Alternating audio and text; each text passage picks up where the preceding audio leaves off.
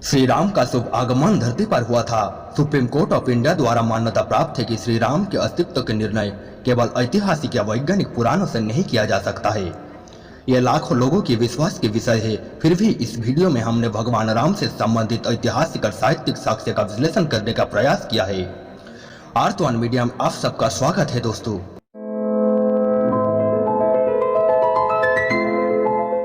श्री राम के जीवन और यात्रा का प्राथमिक स्रोत महर्षि वाल्मीकि द्वारा रचित महाकाव्य रामायण है। उन्होंने एक ऐसा महाकाव्य लिखना चाहते थे जो आने वाले पीढ़ियों के लिए प्रेरणा का काम करे और समाज द्वारा सौंपी गई विभिन्न भूमिकाओं में मानव व्यवहार के आदर्शों को उजागर करे। स्वर्ग के आध्यात्मिक भिक्षु देवर्षि नारद ने उन्हें श्री राम के जीवन और समय के बारे में लिखने का सुझाव दिया, जो सूर्यवंशी वंश के प्रमुख और भूमि के अब तक के सबसे महान शासक थे। रामायण स्वयं घोषणा करता है कि ये इतिहास की शैली से संबंधित है और उस शैली में केवल दो और पवित्र पुस्तकाएं हैं, जो है महाभारत और हरिवंश।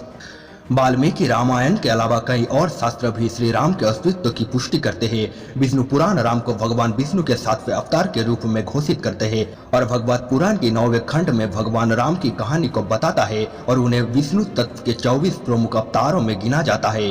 महाभारत में आरण्यक पर्व, द्रोण पर्व और राम उपाख्यान में राम की कहानी का भी उल्लेख किया गया है, जहाँ ये सबसे बड़े पांडव युधिष्ठिर को सुनाई गई है। श्री राम अवतार को हरिवंश और अग्नि पुराण में भी स्थान मिलता है। न केवल हिंदू साहित्य के ये ग्रंथ बल्कि बौद्ध और जैन ग्रंथ भी राम की कहानी को दर्ज करते हैं और अपने अपने शैलियों में इसका उल्लेख करते हैं। बौद्ध धर्म में रामायण दशरथ जातक, दशरथ कथनक और अनामक जातक के रूप में मौजूद है, जिनमें से पहली की रचना ख्रीष्ट पूर्व 2री शताब्दी में हुई थी। ये संस्कार राम और सीता को भाई बहन के रूप में बताता है, जो कि एक राजवंश की शुद्धता को दर्शाने के लिए पारंपरिक बौद्ध साहित्यों में एक सामान्य प्रतीकात्मक कल्पना है। जैन साहित्य में रामायण पद्मा चरित्र, चरित्र पुराण, पद्माचार्यम इत्यादि के रूप में मौजूद है, जहां राम, लक्ष्मण और रावण जैन पौराणिक कथाओं के बलदेव, वासुदेव और प्रति वासुदेव अवधारणा का प्रतिनिधित्व करता है। अहिंसा की जैन परंपरा के साथ लक्ष्मण ही रावण का वध करते हैं और हिंसा के कारण दोनों नरक में जाते हैं, जबकि भगवान राम जो पद्मा के रूप में जाने जाते हैं वो वापस स्वर्ग जाते हैं। राम के जीवन का वर्णन करने के लिए ये सभी असंबंधित स्रोत झूठी या नकली नहीं हो सकते हैं। कोई कारण होना चाहिए कि इन सभी विविध परंपराओं ने श्री राम के बारे में लिखना और उनकी जीवन की कहानी सजा करने का फैसला किया। श्री राम 24 त्रेता युग में रहते थे। महाभारत त्रेता और द्वापर युग के समय के लिए सटीक समय रेखा का विस्तार करते हैं। हम वर्तमान में ब्रह्मा के 51 दिन के 28वें युग चक्र के कलि युग में है। इसीलिए भगवान राम का जन्म सिर्फ 2 युग पहले नहीं बल्कि 2 युग और 3 चतुर्युग पहले हुआ था। यही कारण है कि श्री राम की अस्तित्व की पुष्टि के लिए पुरातात्विक आंकड़ों की खोज करना व्यर्थ है। सहस्त्र अवधियों के बाद भी हमें कोई मानव निर्मित कलाकृतियां नहीं मिल सकती है, क्योंकि शास्त्रों में श्री राम की अवधि 180 लाख वर्ष पहले बताई गई है। यदि हम इस अवधि को देव वर्षों में भी मानते हैं तो ये 40,000 वर्ष से अधिक की होती है। इसी कारण ख्रीष्ट पूर्व 7323 या 5114 श्री राम की सही जन्म वर्ष नहीं हो सकते। भले ही तारीख भगवान राम की जन्म कुंडली के गहन विश्लेषण के माध्यम से तय की गई थी, लेकिन शास्त्र के अनुसार हमें उनमें सुधार करना होगा। आचार्य वर्तक और पुष्कर भटनागर द्वारा किए गए इस विश्लेषण से पता चलता है कि भगवान राम के जन्म के समय वर्णित ग्रह विन्यास वास्तव में मौजूद थे और इस प्रकार रामायण में कई ज्योतिष संदर्भ काल्पनिक नहीं हो सकते बल्कि वास्तविकता का उल्लेख करते हैं। रामायण की कई संस्करण पूरे देश में और इसकी सीमाओं के बाहर भी मौजूद है, लेकिन इनमें से सबसे पौराणिक वाल्मीकि रामायण जो सबसे प्राचीन और सटीक है। सुंदरकांड में कहा गया है कि हनुमान लंका में प्रवेश करने पर 4 दांत वाले हाथियों को रावण के महलों की रक्षा करते हुए दिखते हैं।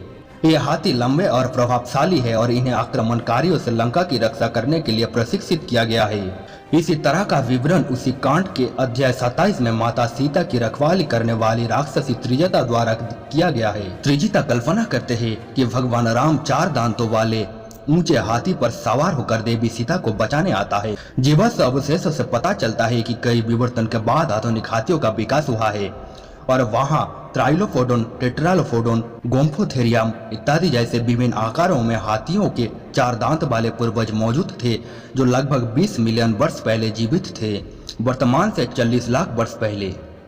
दुनिया में ऋषि वाल्मीकि आधुनिक हाथी के 4 दांतों वाले पूर्वजों के बारे में कैसे जान सकते थे, जब तक कि उन्होंने उन्हें स्वयं नहीं देखा था या उनके बारे में महर्षि नारद ने उन्हें बताया नहीं था।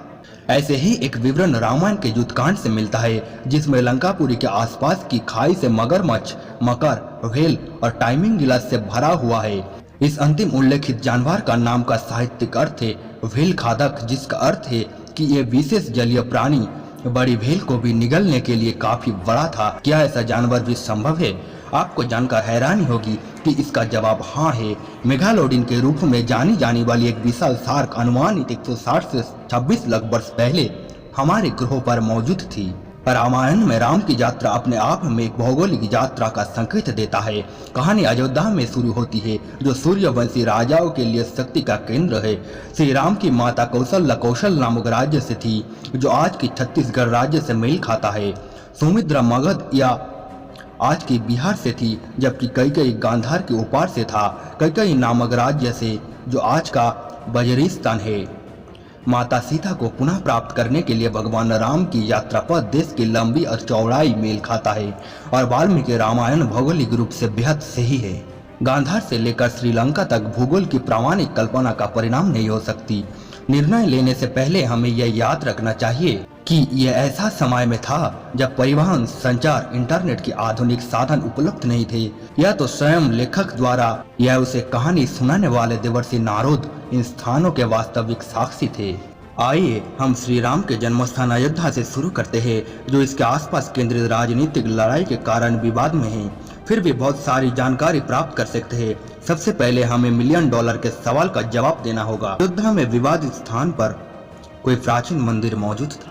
दरअसल बाबरी मस्जिद के विध्वंस से पहले मंदिर परिसर के चारों ओर खुदाई हुई थी, जिसने वहां मौजूद कई पुराना मंदिर की नींव के संकेत दिए थे। फैजाबाद का इंपीरियल गैजेटर अयोध्या में प्रसिद्ध तीर्थ स्थान जैसे जन्मस्थान, स्वर्ग द्वार और त्रेता के ठाकुर के स्थान पर 3 मुगल मस्जिदों के निर्माण की पुष्टि करते हैं। भारतीय पुरातत्व की निरीक्षा हमें बताता है कि मीर खान बाबर के आदेश पर अपने कई स्तंभों का उपयोग करके जन्मस्थान में मस्जिद का निर्माण किया था, और 2 मस्जिदों का निर्माण बाद में औरंगजेब द्वारा किया गया था, जो बाबर के उत्साह में एक कदम आगे थे।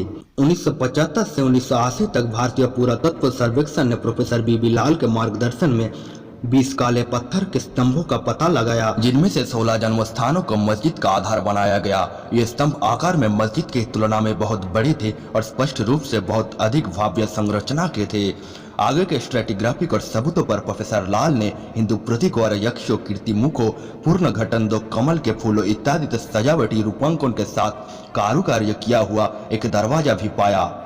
2 जुलाई 1992 को एसपी गुप्ता, वाई.डी. शर्मा, के.एम. श्रीवास्तव और कई उच्च इतिहासविदों द्वारा खुदाई फिर से शुरू किया गया। विध्वंस से 6 महीने पहले प्रोफेसर लाल की दक्षिणी खाइयों में टीम द्वारा खोजे गए 40 पत्थर और विषम मूर्तियों के साथ एक विशाल गधा छूट गया था। जो स्तंभ आधार उन्हें मिला था, वो बाद में दूसरों को नहीं मिले। इस टीम को पहले से 12वीं शताब्दी तक की कलाकृतियां मिले थे। इन निष्कर्षों में कुषाण काल से धार्मिक मूर्तिकला, टेराकोटा छवियां और भगवान विष्णु की एक मूर्तियां शामिल थी। उन्होंने निष्कर्ष निकाला कि ये और टुकड़े जैसे कि अमकल या शिकार का दंतेदार पहिया वाले मुकुट मंदिर वास्तुकला की उत्तर भारतीय नगर शैली के मंदिर के थे। सबसे महत्वपूर्ण खोज वो है जिसे 12वीं शताब्दी से देवनागरी लिपि में लिखा गया हरि विष्णु शैललेख के रूप में जाना जाता है। इस शैललेख की 15वीं पंक्ति हमें स्पष्ट रूप से बताता है कि विष्णु हरि के एक सुंदर मंदिर पत्थरों के ढेर के साथ बनाया गया था और पहले के राजाओं द्वारा निर्मित किसी भी और मंदिर द्वारा अद्वितीय स्वर्ण शिखर के साथ सुशोभित किया गया था। ये अद्भुत मंदिर सकेत मंडला में स्थित अयोध्या के मंदिर नगर में बनाया गया था। पंक्ति 19 में भगवान विष्णु को राजा बलि और 10 सर वाले दशनन यानी रावण को नष्ट करने के रूप में वर्णित किया गया है। पुरातत्व में 2 विनाश दर्ज है। 12वीं से 13वीं शताब्दी में पहला और दूसरा 16वीं शताब्दी में है। यह इतिहास और परंपरा से अच्छी तरह सहमत है कि भारत की प्रमुख हिंदू मंदिरों को 1192 में घोरी आक्रमण ने नष्ट कर दिया था और फिर से 1538 में बाबर ने प्रमुख हिंदू मंदिरों को मस्जिद में बदल दिया था। इस वीडियो का पहला पार्ट यहाँ पर खत्म होते हैं दोस्तों। मिलते हैं इस वीडियो का अगले और आखिरी पार्ट में। तब तक के लिए खुश रहिए और देखते रहिए आर्तवान मीडिया।